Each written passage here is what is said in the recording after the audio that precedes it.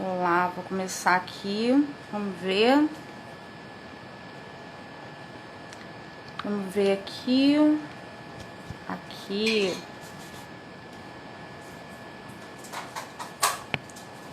Plástico Nírica entrou. Olá, Plástico. Foi? Foi, tá te chamando, tá, Pedro?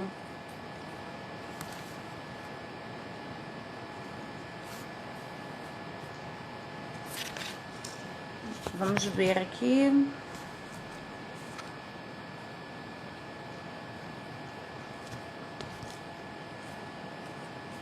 Oba, Isabel Fernando também aí.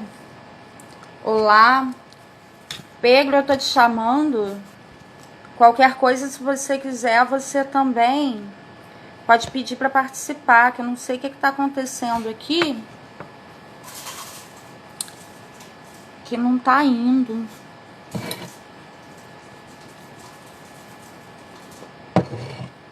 Vamos lá, tem gente entrando aí.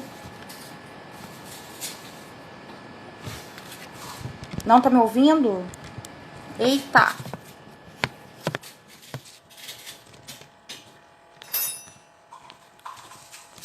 Deixa eu ver aqui o que eu posso fazer.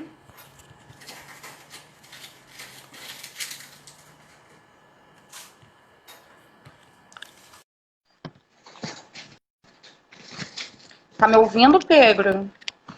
Oi, Ah, foi. agora Olá! Agora tudo bem? tudo bem, boa noite. Boa Desculpa a noite. demora. Imagina, tudo bem, É a normal. primeira vez minha em lives, né?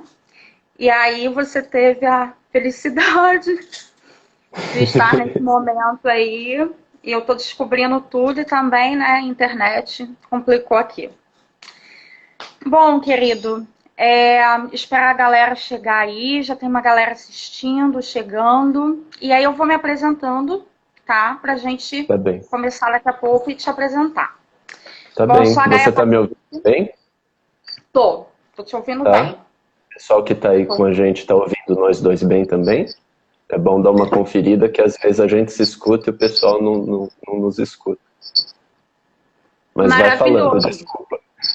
Nada, já é É o vício, experiente na é o coisa. vício do tambeiro. Não, tá ótimo, querido. Muito obrigada, gratidão. Então é isso, todos ouvindo. Beleza, eu vou me apresentar. Eu sou a Gaia Patrícia, eu sou integrante do grupo Depois do Ensaio e uma das produtoras do Festival Anima Praça. E hoje, que esse ano vai ser Anima em Casa, né? Vai ser edição online, já tá rolando. E hoje eu tenho o prazer de receber o Pedro Cobra, né? Nessa live. E a gente vai bater um papo sobre teatro na pandemia. Para isso, eu vou apresentar o Pedro, tá? Pra gente poder dar continuidade aí. Seguir. Tudo bem, Pedro? Tudo ótimo, vamos lá. Vamos lá. Bom, o Pedro Cobra é um artista multidisciplinar, investigador do hibridismo do teatro com outras artes. Integrante da CIA Plasticonírica, na qual trabalha como bonequeiro, lambe-lambeiro, ator, produtor e diretor artístico. Graduado em licenciatura em Arte e Teatro na Universidade Estadual Paulista, Unesp, e mestre em Teorias e Práticas do Teatro Contemporâneo na Université de Lille. Não sei se eu falei certo. Na Tá ótimo. França. Onde desenvolveu pesquisa sobre a história e a poética do teatro lambe-lambe, intitulada O Teatro Lambe-Lambe, Sua História e Poesia do Pequeno. Participou de diversas mostras e festivais de teatro de formas animadas e arte de rua, no Brasil, na América do Sul e Europa. Com a CIA Plástica Onírica, dedica-se também à produção de eventos e mostras de teatro lambe-lambe, como a mostra 30 anos do Teatro Lambe-Lambe, realizada em parceria com o FEICET, Festival de Cenas Teatrais de Santos, que ocorreu em 2019. primeiro evento do gênero na região da Baixada Santista e que contou com espetáculos de lambe-lambe de diversos estados em sua programação. Ele ministrou um curso de introdução prática ao teatro lambe-lambe no Sesc Santos, em outubro e novembro de 2019, resultando no evento e coletivo de artistas Feira Lambeira. Também ministrou a oficina de teatro lambe-lambe como curso de extensão cultural na SP Escola de Teatro, além de várias outras atividades de formação de público e de novas lambe-lambeiras e lambe-lambeiros, em vários estados do Brasil, assim como na França também. Durante o período de isolamento social, apresenta e produz o Papo Lambeiro, programa de bate-papo ao vivo sobre o teatro lambe-lambe, uma parceria que é entre a CIA Lua pra Rua, a Trágica CIA de Arte e a CIA Plasticonírica. Nossa, quero um currículo desse, que né, o universo me abençoe a ter um lápis desse. Muito bom. E aí, Pedro, para a gente iniciar, né, eu queria te fazer algumas provocações, e para iniciá-las, eu gostaria de partir, se você me permitir, de um trecho da sua dissertação, que eu, infelizmente, não tive o prazer de lê-la toda, né? Mas eu pude dar uma pincelada ali. Eu gostaria de partir daí, se pudermos. Tudo bem para ti? Tudo, vamos lá. Bom, vamos lá. É a parte 2, né? Um trecho da parte 2, que são os aspectos técnicos e poéticos do teatro lambe-lambe. E aí você escreve o seguinte: o espaço teatral sempre foi um lugar com o qual pode se jogar. As vanguardas artísticas modernas e a contemporaneidade transformaram o teatro em verdadeiro laboratório de experiências estéticas. Deste modo, a caixa lambe-lambe é uma versão miniaturizada e itinerante deste laboratório. O objeto caixa, interminável fonte de ficções, confere também a este laboratório uma atmosfera de mistério e excitação. Desde a antiguidade, a humanidade utiliza caixas para guardar, esconder, salvar e estocar uma infinidade de coisas. Quaisquer que sejam seu material e seu propósito, o objeto caixa sempre esteve presente das situações cotidianas aos momentos sagrados e místicos das diversas culturas humanas. E aí você continua com uma citação. E aí pegando, né, esse gancho, um gancho com esse trecho da sua dissertação, que me chamou bastante atenção, assim, eu gostaria de fazer essa provocação para você. As mães, as criadoras do teatro lambe-lambe, né, a Denise de Santos e a Ismine Lima, elas pontuam sempre sobre a característica fundamental do teatro lambe-lambe, que é o segredo, é o mistério, é o que acontece dentro da caixa. A partir daí, com esse atravessamento todo da pandemia e a necessidade da adaptação da linguagem, com festivais online, o uso de mídias digitais, das redes, né, desse mundo virtual, onde a gente filma o conteúdo da caixa, e várias pessoas podem acessar em qualquer momento, como você acha possível conservar o mistério, o segredo do espetáculo de teatro lambe-lambe? E isso poderia, de alguma forma, descaracterizar o teatro de lambe-lambe para você? Olha, é uma ótima pergunta, e acho que é isso que a gente tem tentado descobrir nesses últimos tempos, né? Eu não vou ter uma resposta objetiva para essa pergunta, justamente porque é o que você falou, o lambe-lambe ele traz essa atmosfera da intimidade, né, para o centro da atividade teatral, para o centro da sua arte, né? E uma vez que a gente distanciado das ruas, né, por conta, enfim, hoje da pandemia, realmente fica muito complicado a gente estabelecer de novo esse vínculo pelas redes, né, pela internet. Claro que tem lados muito bons também da gente migrar de certa forma para os canais virtuais, né? Isso faz com que a gente alcance espaços que a gente não conseguiria alcançar de forma muito mais fácil, né? Isso é muito bom. Mas essa questão do mistério, do segredo, sabe? Eu acho que ainda é possível preservar alguma coisa dela, porque ainda nos vídeos a gente tem essa atmosfera de que você está espiando algo que é pequeno, que está escondido, de certa forma. Mas a grande verdade é que a gente acaba assistindo uma espécie de um outro conteúdo, que não é nem teatro mais exatamente, e também não foi feito para as câmeras. Então, muitas vezes a gente fica num limbo aí entre duas linguagens, né, entre o teatro de animação e o cinema de animação. Eu vejo dessa forma. Que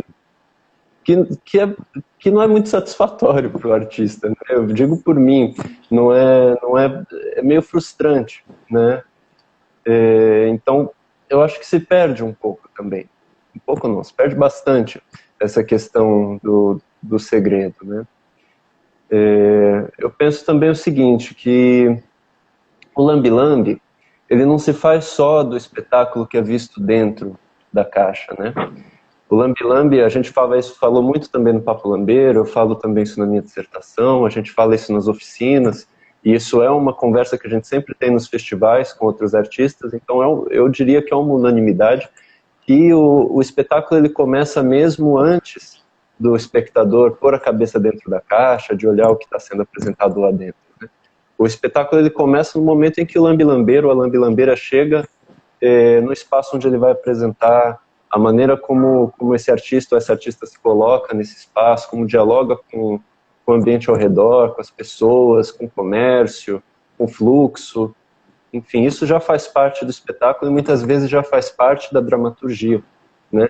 E isso, quando a gente migra para o virtual, é perdido, né? E é um momento essencial, justamente porque o lambe-lambeiro, ele tem como todo artista de rua, né? Ele tem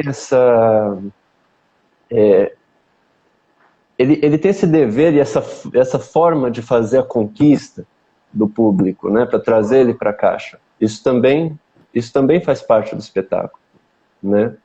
E, de novo, quando a gente vai para o campo virtual, isso acaba se perdendo. E ainda assim, você está falando, né, desafios, quais são os desafios que se colocam para a gente, né, na pandemia? Eu acho que justamente pelo caráter do lambe-lambe,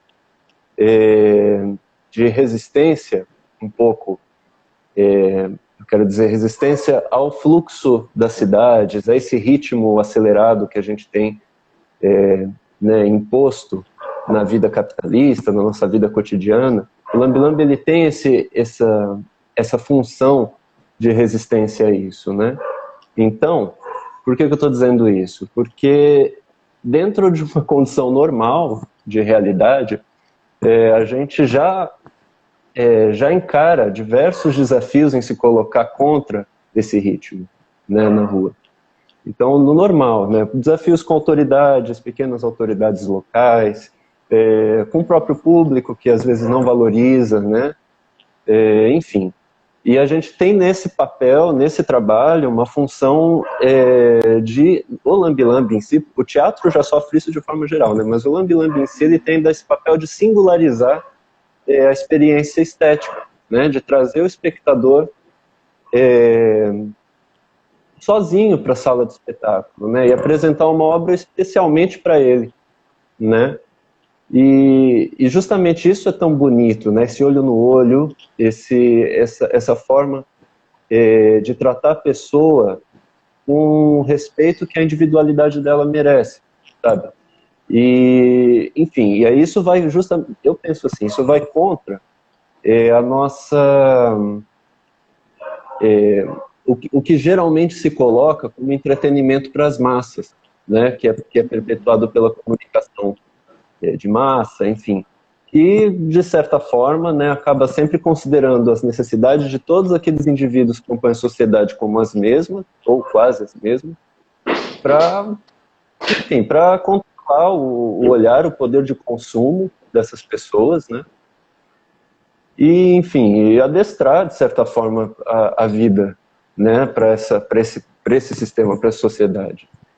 E aí o que acontece? Quando a gente migra, né, para um campo da virtualidade, essa é uma questão que se coloca. Como é que a gente instaura essa estética ainda da intimidade, né, considerando que a gente está num lugar da impessoalidade, das redes sociais, em que o público está atrás de um avatar, sei lá, de um perfil de usuário, entende? Como é que a gente consegue uma relação íntima, olho no olho com essa pessoa?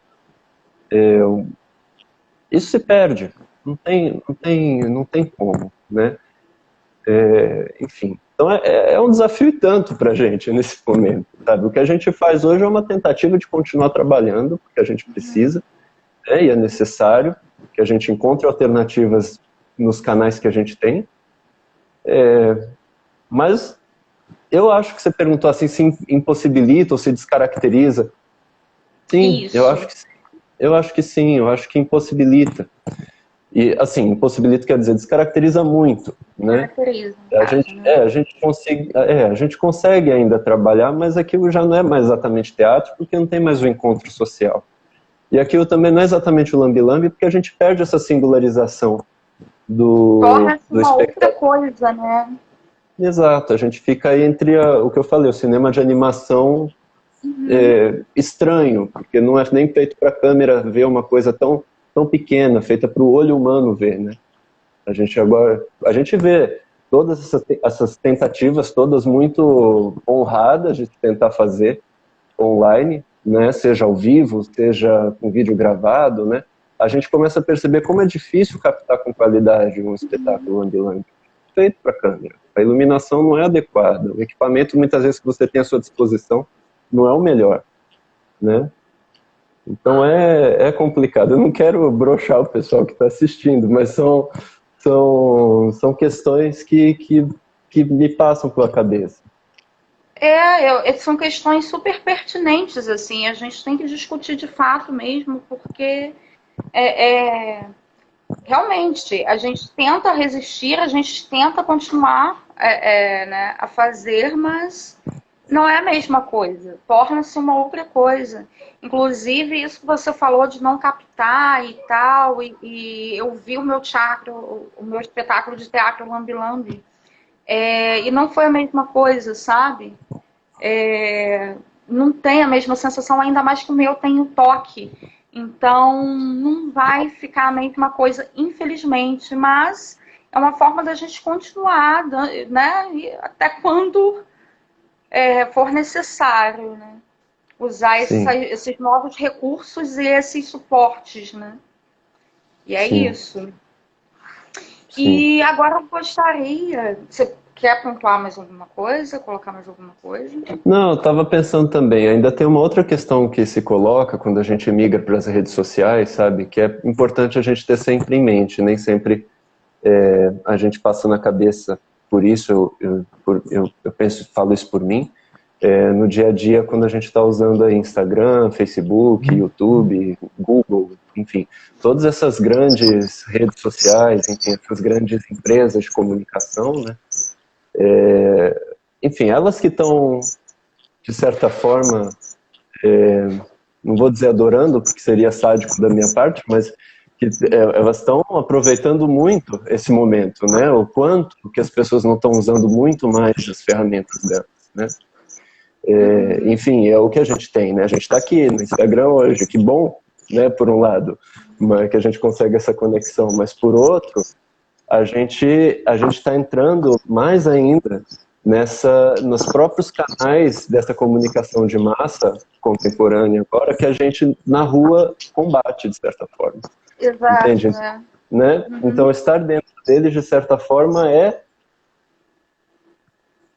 abrir mão um pouco dessa militância, né?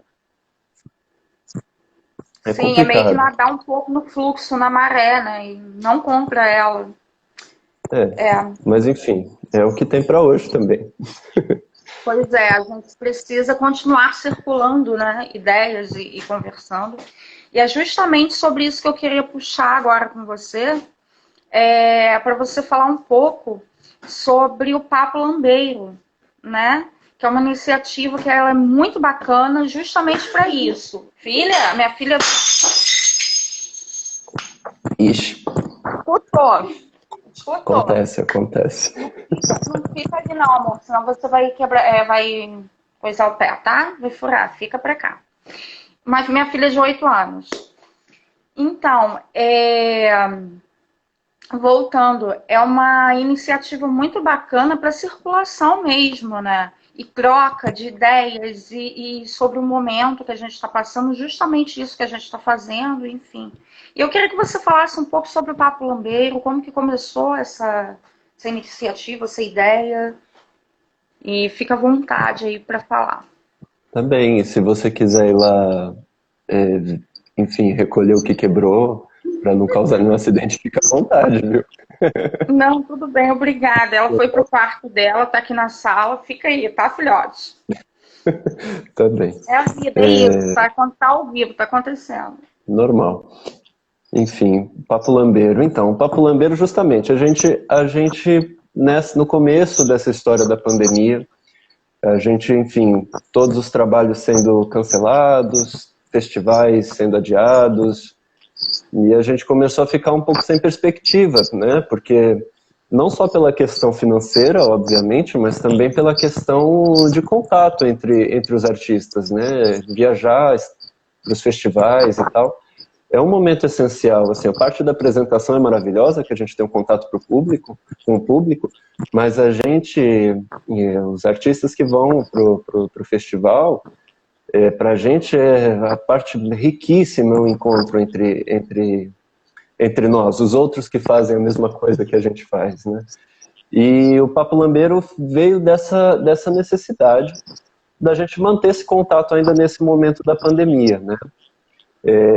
Não foi uma ideia que eu tive sozinho, por sinal foi uma ideia que veio de muitos lados, e eu fui muito provocado por muita gente para, enfim, para organizar o Papo Lambeiro, para assumir a apresentação do programa, né? Então, acho que a primeira pessoa que entrou em contato comigo foi a Maria Clara, do Coletivo Onírico de Vinhedo, aqui de São Paulo. Depois as meninas da Lua pra Rua, a Drica, a Tabata, também falaram, pô, vamos organizar um bate-papo. Estavam começando a surgir os primeiros bate-papos ao vivo e tal. Eu falei, vamos fazer então um bate-papo aí sobre o Papo Lambeiro. E a gente juntou também com as Trágicas, que você falou, né? A nossa parceria com a Lua pra Rua e com a Trágica Companhia de Arte, que estavam no momento ali virando, coitadas, para conseguir dar conta do Anima Rua On, que estava para acontecer na hora que tudo começou a fechar.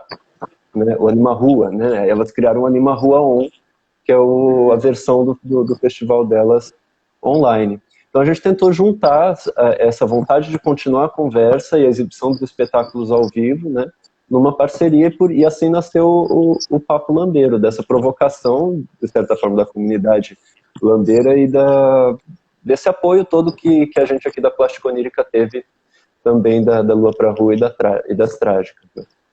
E aí o Papo Lambeiro ele começou, se eu não me engano, em abril, e a gente fez...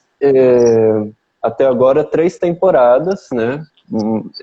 A primeira temporada durou uns 2 meses e as outras 2 um mês cada uma. A gente encerrou a última temporada agora no começo de agosto.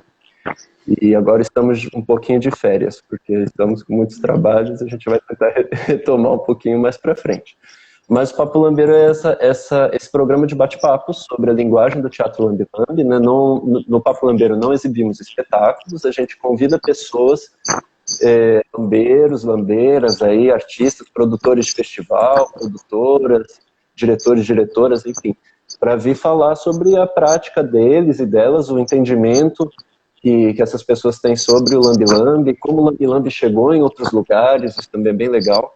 E a nossa tentativa é compilar um material aí de estudo sobre a linguagem, né, nesse momento, que sirva aí de material pedagógico, didático, de curiosidade, enfim, para quem quiser se informar, estudar a respeito, né?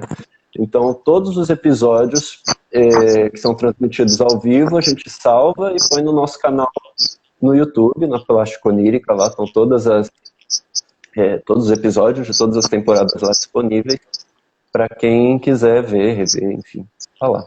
É isso, é uma tentativa nossa de existir, continuar existindo e continuar conectados nesse momento. Que ótima iniciativa, né? Isso é muito bacana, justamente por isso.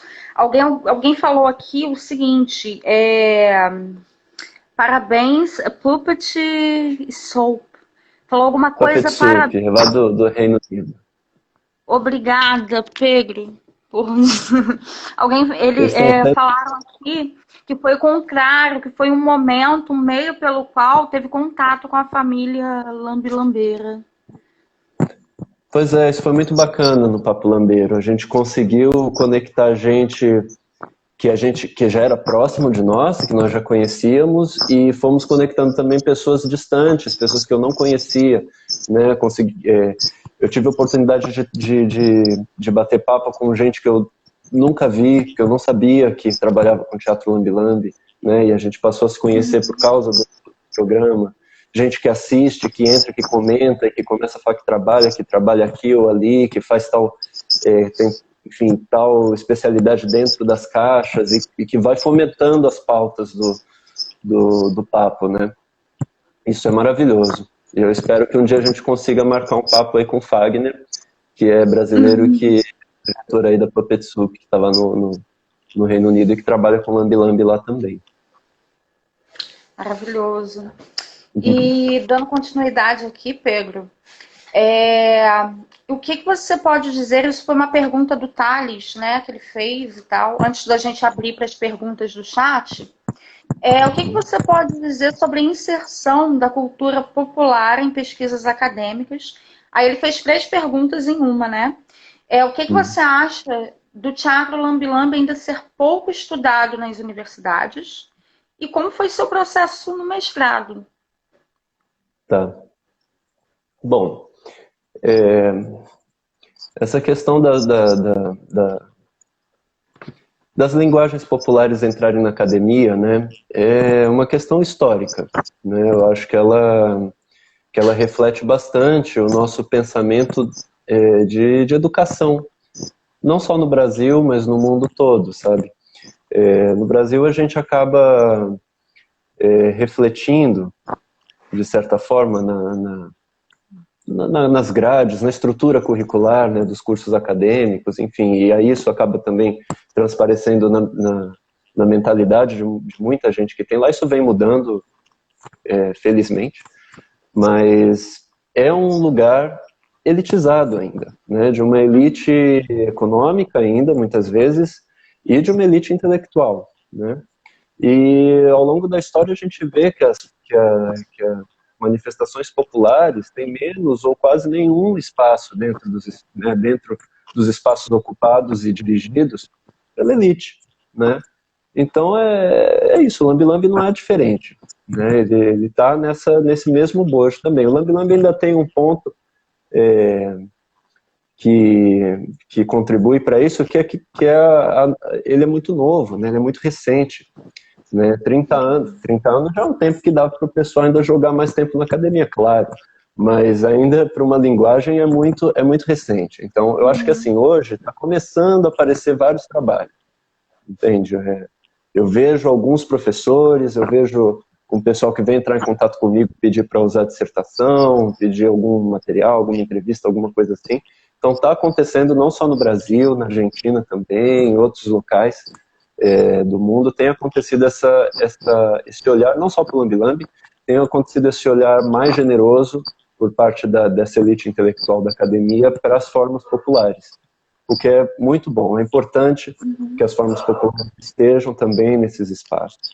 Não só, né, isso também é muito importante, as formas populares não têm que depender desses espaços também.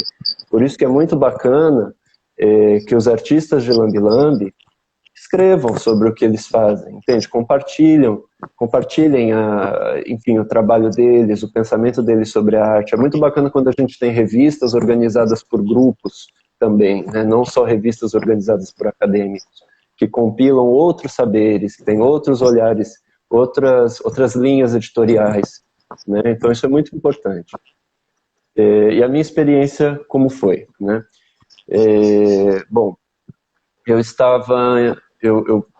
não estava no Brasil, eu decidi fazer o meu mestrado na França, fora, e quando eu fui para lá eu ainda não tinha esse plano de escrever sobre o Lambi Lambi. Eu já tinha construído o meu Lambi já com a intenção de conseguir apresentar lá, né, enfim, para ver o que acontecia, tentar circular em festivais por lá, tentar me colocar na rua e também ver o que acontecia por lá, mas ainda não tinha juntado, né, essa prática da rua com o meu trabalho acadêmico. E aí, no primeiro ano, quando eu comecei a pensar, enfim, delimitar projetos de pesquisa e tal, eu falei, uai, por que não? Por que não falar, né, do Lambi Lambi? Na França, eles têm uma abertura grande aos estudantes estrangeiros, pelo menos até o ano que eu fui, né? Eu sei que algumas coisas mudaram desde então.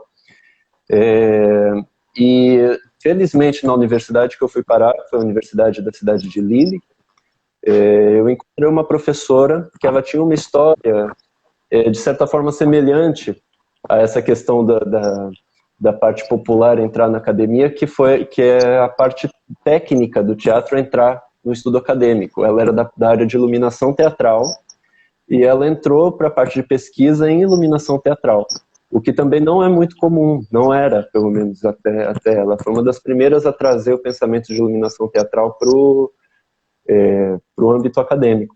Então ela já veio também com um olhar muito generoso, né, para a forma popular, para a forma estrangeira de arte, uma coisa que ela não conhecia, né, a professora Véronique Perruchon, meu grande abraço a ela. E ela veio toda generosa dizendo que eu poderia escrever sobre esse tema, que ela não sabia nada. Olha, eu não sei, eu não vou conseguir te orientar exatamente. Então ela me deu toda a liberdade de escrita, claro, pontuou questões técnicas, questões de escrita e tal, mas não exatamente o tema, né? E o trabalho se desenrolou da melhor forma possível. Eu não tenho o que reclamar dessa experiência. Agora, o meu entendimento é justamente esse. É um conhecimento que foi produzido dentro da academia, em outro país, ainda por cima, e que eu me sentia na obrigação de compartilhar esse estudo no Brasil, e não só com a academia no Brasil. Compartilhar esse estudo principalmente com quem está fazendo Teatro Lambi Lambi, que é quem se interessa pelo que eu estou escrevendo, né? Então, assim que terminou todas as minhas obrigações na universidade, eu traduzi a dissertação para o português, e ela está disponível na internet. Se quiser, depois eu posso te enviar o link, deixar disponível aí para quem está assistindo. Ela está disponível para quem quiser ler, quem quiser usar, claro, sempre dando os créditos, que a gente agradece, é uma questão ética, mas está disponível, é um conhecimento que tem que ser, tem que circular, né? É livre. E felizmente, desde que eu compartilhei a minha dissertação, teve muita gente que leu, e claro, muita gente do meio do Lambi Lambi, inclusive pessoas interessadas em traduzir para outros idiomas. Então eu tenho também uma versão hoje da dissertação em espanhol, né, que o Leonardo Javieres traduziu para mim, que está maravilhoso. Tem muito lambi-lambeiro, lambi-lambeiro, lambista, como em alguns lugares se chama, né, hispanófonos. Então é um material bacana também para a gente disponibilizar, ter disponível, né, para o pessoal ler. Então, enfim, eu só colhi bons frutos dessa minha experiência, né, com todas as questões que eu possa ter com a academia, com o formato das aulas, como a escrita acadêmica é muito chata, né, ainda para ler, tem todas as regras, enfim. Mas, felizmente, eu acho que eu consegui encontrar uma forma de sair desse isolamento, né, acadêmico. Foi bacana. Assim. Muito bacana, Pedro. A gente já está indo aqui para as 19h42, né? E eu queria abrir espaço para as pessoas perguntarem o que elas quiserem. Eu vou dar uma olhada aqui para ver se tem alguma pergunta, sem sair aqui. Deixa eu ver se eu consigo acessar aqui.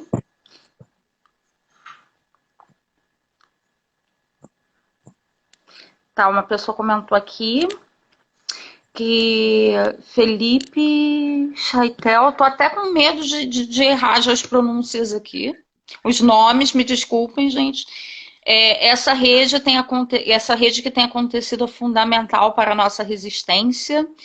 É um baita aprendizado para quando voltarmos às ruas. Sim, total. Deixa eu ver aqui. A Bel falou, Isabel Camargo, né, que é da nossa produção. Acho que podíamos unir o chakra lambi-lambi ao universo da realidade virtual. Colocar um óculos e entrar dentro da caixa. Isso ia ser doido. E Bel, né, já veio. Imagina. Isso ia ser incrível. Ia ser incrível. Fico pensando como fica essa interação, né? E fora que tem essa questão também, eu acho que a gente tem uma forma de agir no mundo que ultrapassa essa questão virtual. Não é nem uma questão de menosprezo ao virtual, porque também tem artistas gráficos virtuais que fazem coisas maravilhosas. Mas a nossa linguagem no Lambi Lambi, mesmo flertando muitas vezes com o audiovisual, a gente fala de coisas de artesania, sei lá como dizer, sabe? De fisicalidade, né? Sim, então ainda palpável, né? Do palpável. Então ainda assim eu fico pensando se pode ser uma visão conservadora da minha parte, vai saber. Mas eu fico pensando se ainda assim a gente conseguiria existir da forma, né, satisfatória. E tem alguém aí que perguntou se Teatro Lambi Lambi morre com esse momento atual. Lhe contei. Não acho que morra, porque a gente está tentando se reinventar nessas mídias, mas que a gente fica frustrado e, de certa forma, com boa parte da nossa arte limitada, né? Ficamos. Eu acho que é essa tentativa mesmo de seguir, mas com todas as limitações, né? E torcendo para que logo a gente tenha essa possibilidade de retornar. E Sim, com o que é de fato o chakra, o lambi-lambi, né? Você falou a questão do conservadorismo. Eu penso também que o chakra, o lambi-lambi, se você levasse para uma virtualidade, é uma outra coisa, como a gente pontuou inicialmente, né, na conversa. Então, não é exatamente o chakra lambi-lambi que a gente conhece. Coloca aqui, por favor. Então, é uma forma que a gente está agora lidando, improvisando, para continuar aí, mas o melhor mesmo é a rua, é o contato, é o olho, o encontro, né? E é isso, a fisicalidade da coisa. Agora, eu tenho certeza que quando a gente estiver numa situação segura para voltar às ruas, né, e a gente puder voltar a existir com o nosso trabalho para o público real, de forma física, né, eu tenho certeza que a gente vai ter a gente já tinha, e a gente vai ter isso ainda mais intensamente, um papel muito, muito importante no tratamento dos males que estão vindo por conta do isolamento, da ausência, né? Que são coisas que a gente precisa aceitar, que no momento é necessário, né? Quem pode ficar em casa, que fique. Mas isso também, assim, além da Covid, tem outras questões que estão pegando as pessoas nesse isolamento, né? Muitas então, questões. quando a gente poder voltar para a rua, a gente vai ter aí um trabalho muito grande de tratamento mesmo, de cura, eu penso, sabe? Desse contato, dessas necessidades que as pessoas vão ter do contato. E o Lambe Lambe, ele é isso, é um mergulho na intimidade das pessoas, né? Um contato muito próximo, muito íntimo. As pessoas vão estar muito necessitadas disso. E a gente vai ter que estar preparado para encarar esse desafio também. Que talvez seja maior do que esse da internet agora, que é um tapa-buraco que a gente está hoje, né? Mas quando a gente voltar para a rua, a gente vai estar na nossa plena função, e ali a gente vai ter que lidar com uma carga muito grande que vai vir para cima dos artistas. E esse é o nosso papel no mundo, né? A gente vai ter que responder à altura. Eu penso assim. Sim. Incrível pensamento, eu concordo muitíssimo. Eu vou ver aqui se tem mais alguma pergunta. Deixa eu dar uma olhada. Puppet Soap novamente. Qual vai ser o fruto da pesquisa? Com todo o registro de vídeo e entrevistas, material rico. Tem planos para isso? Não, no momento não, além de deixar ele livre no nosso canal, né? Não sei, talvez mais para frente a gente pense em organizar isso de outra forma, mas no momento não tem outro plano que não deixar ele lá para o pessoal acessar. Sim, já é um plano incrível, né? Porque você parar para pensar a quantidade de artistas que já passaram pelo Papo Lambeiro, falando sobre suas trajetórias, pela sua experiência, né? Todas as suas experiências com o Teatro Lambe Lambe, aquilo dali é maravilhoso, tá acessível para todo mundo, né? Para quem quiser pesquisar, artistas e tal, pessoas que ainda não conhecem a linguagem tão bem. Eu que tenho interesse, do meu TCC também vai falar sobre teatro Lambe Lambe, então aquilo para mim ali é uma fonte de pesquisa excelente em vídeo ali, em bate-papo, de uma forma fácil, acessível, uma linguagem que chega a todos, né? Muito bem. Isso. A intenção é essa. Ótimo, Pedro. Querido, a gente já está, acho que nos 50 e poucos minutos de live. Queria perguntar se você quer falar mais alguma coisa, se você gostaria de falar um pouco sobre a plástica onírica, o processo de vocês, como que foi o início da companhia, o que você puder falar. Tá, tem umas questões que surgiram aí, se achar que são agora, mais pertinentes. Sim, você acredita que pós-pandemia, um momento, vai ter mais procura por saber o que é o Teatro Lambe Lambe? Isabel Camargo. Eu acredito que sim, possivelmente sim, justamente por essa vontade do contato e o Lambe Lambe abraçar as pessoas de forma tão generosa, eu acho que é bem possível que sim. Agora aqui, e contei aos artistas que estão nesse momento em casa com suas caixas paradas. Tem dicas para manter seus trabalhos? Peraí que saiu. Você falou um pouco sobre a internet como meio. Como? Então, hoje, já até tentando responder um pouco aí a pergunta sobre a minha companhia, que é a Plástica Onírica, a gente tem trabalhado com vídeos dos nossos espetáculos, né? O que hoje está acontecendo. Então, o que eu sugeriria para quem tem um espetáculo parado em casa e quer ainda tentar espaços em festivais, em editais e tal, faça o melhor vídeo que você consiga, né, captando o seu espetáculo, né, a melhor captação de áudio, uma edição mínima, que hoje em dia dá para fazer com um computador simples que você tem em casa, sabe? E tem esse material já é muito bom para você ter como registro para você. Muitas vezes a gente não tem oportunidade de ver o nosso próprio trabalho, então quando você filma você tem como ver e analisar a sua manipulação. Isso é bom para você enquanto estudo, é bom ter esse material para mandar para programadores, para festivais e tal, mesmo que ele não seja o mais, vamos dizer assim, o mais compartilhável possível. E neste momento, se você tem um material minimamente bacana de visualizar o seu trabalho, é assim que dá para trabalhar, entendeu? A gente manda para os festivais e espera que sejamos aceitos na programação virtual agora. Surgiu também aqui Puppet Soap novamente, Plasticonírica. De onde vem esse nome?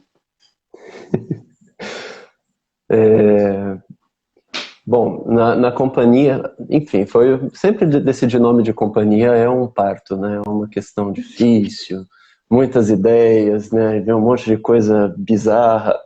E aí a gente chegou nesse nome que eu não acho que seja menos bizarro, mas ele tem um porquê, a gente ficou feliz com ele no momento em que a gente chegou nele. Hoje a Plasticonírica tem uma formação mais reduzida do que foi no momento em que a gente escolheu o nome, então tinham muitas pessoas pensando, mas a companhia ela tem como diretriz, de certa forma, trabalhar as formas animadas, o lambe-lambe, o teatro visual, né, dentro de um pensamento de sucessão de imagens mais ou menos da forma como acontecem nos sonhos, né? Então o plástico do nome com K refere-se ao plástico, à etimologia de plástico do grego, né, plásticos, que quer dizer moldar, e onírica é tudo que é referente a sonhos, então os sonhos moldados, os sonhos construídos, os sonhos plásticos. Então esse é um pouco a origem do nome. Que bonito! Nossa, respondeu, e que ótimo responder. Também era uma curiosidade minha, né? Porque é um nome diferente, é um nome bonito, e a sonoridade é super interessante, assim. Aí contei, falou novamente aqui, agradecendo, falando que foram ótimas dicas, né? E que acreditam também muito na pesquisa, acreditam muito nos vídeos como meio de pesquisa.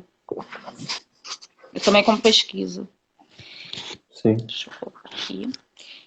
E aí você pode falar um pouco de como ela surgiu, a plasticonírica? A plasticonírica ela tem um nascimento muito, muito bonito e ao mesmo tempo de uma história muito tumultuada, vamos dizer assim. A gente estava no final de da graduação na Unesp, né?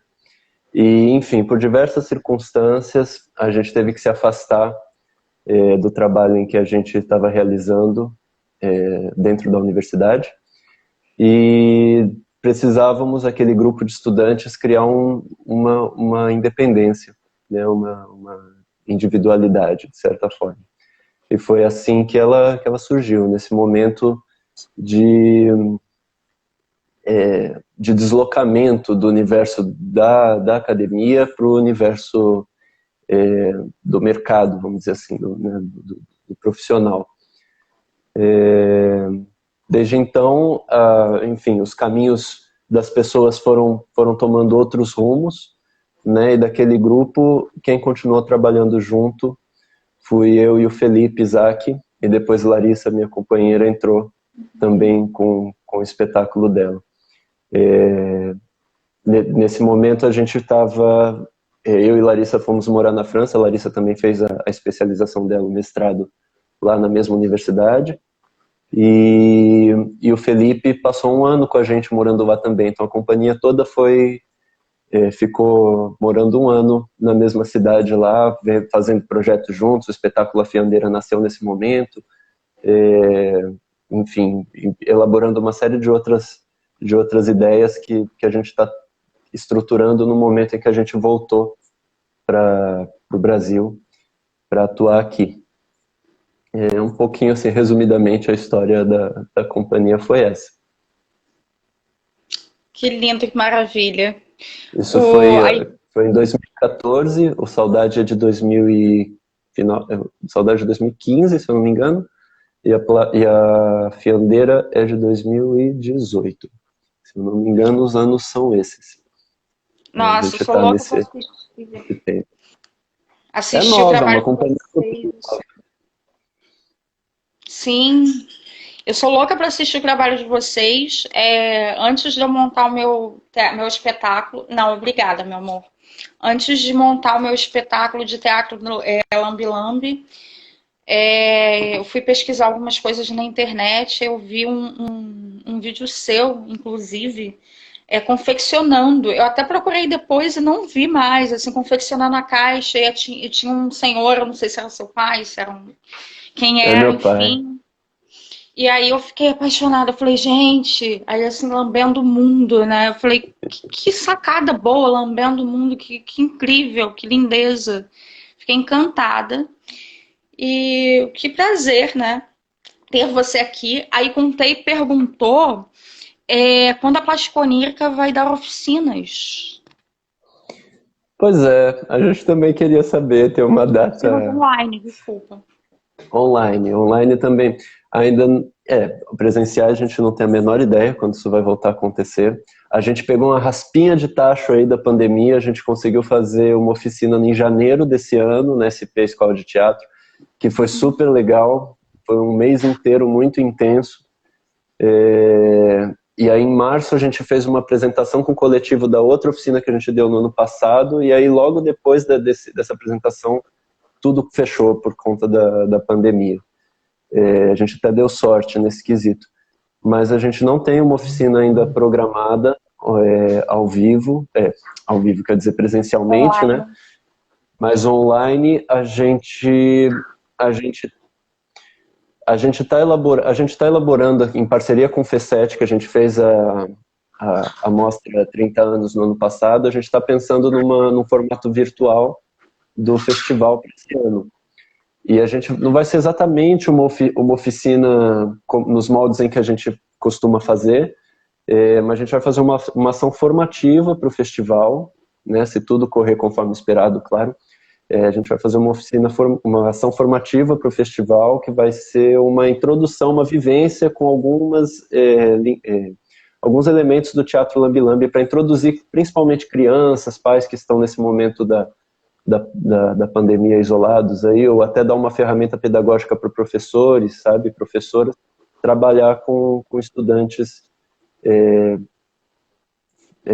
à distância, né? Então essa é a próxima que tem programada, isso. O festival vai acontecer em novembro, se tudo sair conforme esperado, e essa atividade formativa deve estar aí já circulando nos próximos meses. A gente ainda está elaborando esse material, mas por enquanto é isso que a gente tem. Oba! Isabel Camargo, ela pergunta, o espetáculo Lambi Lambi, O Mar, surgiu na oficina de vocês? Surgiu, do Eric Moraes.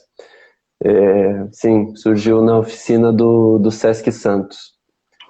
Enfim, só trabalhos lindos que saíram das nossas oficinas. Não é porque são as nossas não, mas é porque as pessoas realmente se encantam pela linguagem, e a gente faz esse trabalho de fazer elas visitarem o íntimo delas, trazerem as histórias, trazerem os temas que são caros a elas. Então, os trabalhos são impressionantes, assim, dos aprendizes. E sim, o Omar saiu da nossa oficina. Ele esteve circulando, acho que no festival do pessoal da Liga do Teatro de Animação de Salvador, né? Tá circulando aí nas redes. Que maravilha, Pedro. Pedro, são 8 horas. A Isabel falou novamente que teve a oportunidade de assistir o trabalho singelo, puro e sensível. Olha que bacana que ela assistiu. Eu já vou encerrando aqui. Eu gostaria de agradecer muitíssimo a sua presença, pedir desculpa pelos atravessamentos, barulhos, copos quebrando, Tranquilo. tudo isso, né? Mas é correria e eu tô sem fone de ouvido por problemas no aparelho. E te agradecer a presença, que eu espero aí notícias realmente, aguardo ansiosamente novembro, enfim. E dizer que estamos muito felizes, tá? Aguardo também o link para sua dissertação, para a gente depois Eu vou enviar. disponibilizar, enfim, Pode tá? deixar, eu vou enviar. Tá bem. Eu E que agradeço, viu? Eu que agradeço o convite. Eu que agradeço. O prazer foi meu. Agradeço o convite, viu? Agradeço a iniciativa de vocês todos aí, depois do ensaio, com a Anima Praça. Tem uma outra companhia que trabalha com vocês também. Aí contei. Desculpa, esqueci. E contei, tá aí, desculpa. Esqueci o nome. E a Isabel e o Fernando, né, que já foram depois do ensaio, mas atualmente não estão na produção do Anima Praça. Entendi. E te dizer então, um grande abraço. Diga. E te dizer também, desculpa, que assim que a gente estiver aí podendo ir para as praças, levar os nossos lambi-lambis e trabalhos, vai ser um prazer receber vocês aqui no Rio. Tá? Já vai ficando convite aí para o próximo Anima Praça, se tudo correr bem, será presencialmente, para a gente poder trocar olho a olho, né? Trocar próximos, porque é isso aí, a gente precisa disso. Eu agradeço o convite e aguardarei ansiosamente esse momento da gente se encontrar pessoalmente. De novo, muito obrigado aí pela organização do evento, por aceitar, né, encarar um desafio de programar um evento online, que não é fácil, não é evidente o que se deve fazer, né? Enfim, agradecer tanta gente que ajudou o evento ser possível acontecer, né, pela benfeitoria de vocês. Eu fico muito feliz de ter, de certa forma, contribuído para a divulgação dele com o papo que eu fiz com o Thales antes de fechar aí a campanha de vocês. Eu contribuí pessoalmente também, fiquei muito, muito feliz de ter podido contribuir para isso acontecer. E é isso, a gente vai dando as mãos e vai tentando alcançar o máximo possível de espaços, né, nesse momento e nos outros também. Tenho certeza que a gente vai sair dessa, vai sobreviver e a gente vai estar num momento lindo, muito urgente, em que a gente vai precisar estar muito junto e nas ruas com o público todo que está esperando para ser emocionado por todas as caixas, todos os espetáculos, todos os bonecos. Tá bem? Um beijo grande. Gratidão, um beijo grande. E só finalizando, o Anima Praça vai até o dia 31 de agosto, todos os dias, às 16 horas. Tem um espetáculo novo. E é isso, galera. Pedro, gratidão. Eu Obrigada que agradeço. a todos que assistiram. Grande abraço. Beijão.